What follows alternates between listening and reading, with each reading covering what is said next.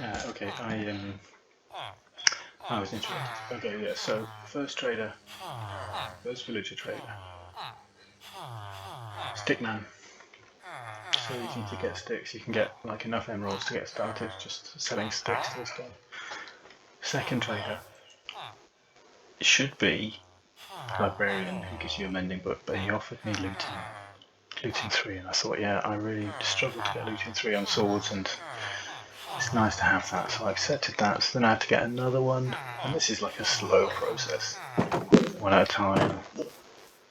Plus, I didn't have all that many apples, didn't have a lot of gold. Oh yeah, of course, I forgot to say, at some point, before you can do all this converting, you have to get down to the nether. Anyway, on day 400 here we've got librarians. Mending. Charge me 6. It's got a bunch of other good stuff.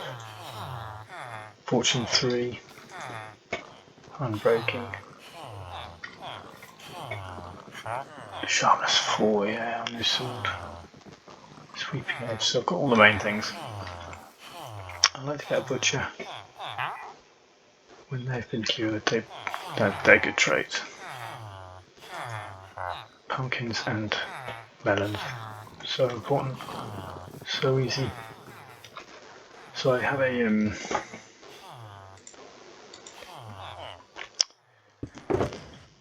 Silk Extra, Silk Touch, axe with all the modifications, enchantments, whatever. So boom, boom, boom, boom, boom, boom.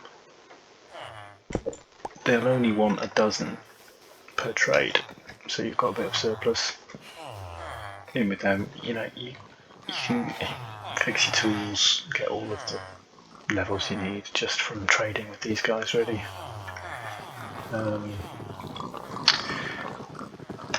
I like to have a pig farm.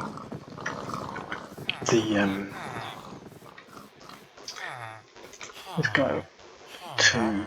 So for 32 raw pork chops, he'll give you a bunch of emeralds. So this is easy. I do like my little setup here. You've got that fence post there and that fence post there. They can't get out. They can't get out. But when you get your carrots and love them up and get them to breed, when you do that, the babies can get through those games. So there you go. It's quite good. Same applies to sheep, actually. I don't tend to breed these guys for meat. It's just a source of coloured wool, which is nice to have. Oh, my favourite sound in the game. Sound of a golem being burned into iron bars. So here we've got the same setup. Actually, these guys are ready for the slaughter. The same setup, you see, it's like done right from the gate. You have to have another fence post, another gate, another fence post. And again, they can't get through there. So it's a nice way to filter out the babies, putting them through lambs literally to the slaughter. So there we go, at some point I usually tame some dogs. I don't do anything with them, they've just been sat there since I tamed them. I like to collect the cats. How am I getting on with the cats? 8 out of 11. 8 out of 11 of the different types of cats. I'm trying to get the advancements, I'm not that bothered, but pigs, sheep, cows, cats, dogs, it's all happening. More cats. I quite like this. Like, this is nice. You can get this really cheap at the beginning of the game. Easy to make, almost no resources.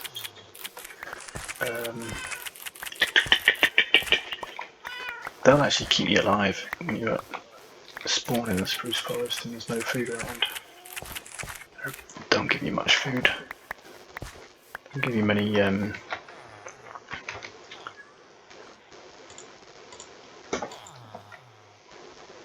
it takes like 2 to give you 1 thing of hunger. Like I say, this means that they don't do that thing where they sting you or whatever it is they do, scratch you, cause damage.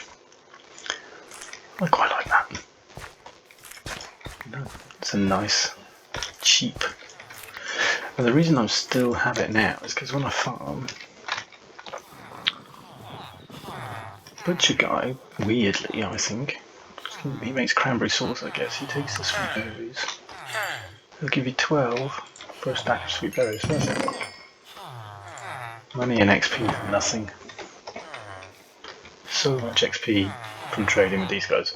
The other thing is, 1 book, 1 emerald, that's nice. 1 ink sac, 1 emerald. So, ink, plenty of. Leather to make books, plenty of. You know, that's it like that. I actually made a spider spawner XP farm. I hardly used it. I used it part to get my first set of swords and stuff to go and do the dragon. But since then I haven't even been down there. I used to think the spider spawner was like the thing. And there he is. Let's hear that sound. Oh, I just love that. Oh, it's just the sound of success.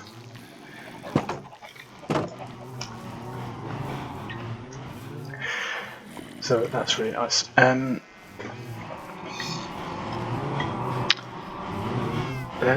should probably talk about my house. So I had 6 fields, 5 wheat and 1 mixed carrots and potatoes for most of the 400 days. It's only recently that I replaced 4 fields with that, and I think that would be my future strategy. So quite manual, but yeah, every now and again I just harvest the wheat. I'm not a big builder. No, I copied this house design off Pixel Riffs, and I pretty much, when I'm going to build a house, I copy Pixel Riffs design from his Minecraft Survival Guide. This has a few elements of unorthodox Alexis touches, but not many. Got my little chanting setup. So I've been to the end. I think I've done 3 end cities, so there's quite a lot of spare stuff. That's my basic enchanting setup. Well, classic, standard, whatever you like to say. This is my map pool. Really, these are quite big. They're like 2,000 blocks across. So, as you can see, I've mostly just focused quite close to home, but I use it to make sure I know where I've been. I was looking for jungle. The story about the jungle is I didn't find any until eventually I went like 20,000 blocks north. It's a bit of an epic journey, and obviously ran out of repair on my Elytra, which I've named We'll Have to Wing It. Even though it's got mending, you still have to mend it. So I had to sort of camp out in the forest and in the jungle and stay there for a while and make some paper. I ran out of paper. I had a whole adventure in the jungle anyway. So for most of the game, is that lightning? I don't want to be out in my village, my trading centre with lightning, because every now and again they turn one of your villages into a witch if it gets struck by lightning. So yeah, most of the game, this was like, for the beginning, this was the main entrance to the mine. And I rationalised that and made this nice straight entrance to go straight to the bottom. And then eventually, once I killed the dragon, got myself set up here. Oh yeah, chicken farm. Chicken farm's really important right at the beginning because you don't have infinity bows, you need feathers to make arrows. But I also collect eggs. I have a bit of a egg obsession. But I use them to make, to take with me when I kill the wither, to turn the babies into. I'm going to show you. They're not here. They were there. Something relatively rare in the game.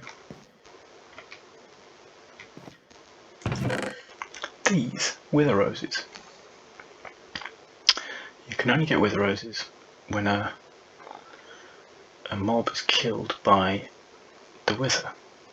So you have to take a load of chickens with you. You're going to create a setup. We're on 11 minutes of part 2, so I'm going to stop in a minute.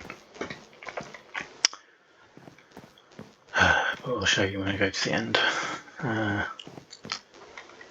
Take a load of eggs with me, hatch them, you've got a load of baby chickens, and then kill the wither. Wither kills the chickens in its explosion, and you get a load of wither. Why bother? Probably, given that I haven't even used them, shouldn't even bother, but if I wanted to make a wither skeleton farm in the nether, these are an integral ingredient. I've never done that, but I like to have them. While we're looking, this is my storage area. My rather sparsely decorated house. Bed, storage. Treasure. I've actually got a stack of diamonds, which is quite rare for me. Diamond mine once you've got all of this stuff. I like to collect the blocks of gold from various places. I've got enchanted golden apples. You can only get those by luck. That's redstone. You don't want to see the contents of all of my boxes, but that's my storage area. Right, that's the end of part 2. Part 3, we're going to go check out what I've done in the nether, which is actually quite interesting. And talk about the ocean monument, and that'll be it. Maybe talk about the next door village a little bit, which was a screw up. Okay, so that'll be for part 3.